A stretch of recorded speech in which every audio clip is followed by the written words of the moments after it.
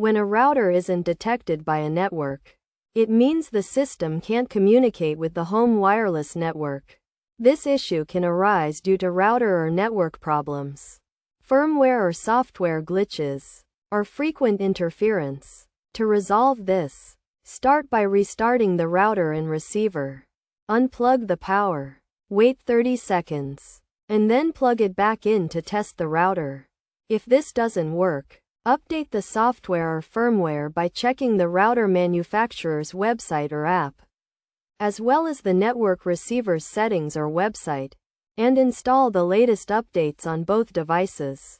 If the issue persists, check for interference by moving the router and receiver away from sources like microwaves, cordless phones, or other wireless devices. If the problem continues, the next step is to contact network support for further assistance.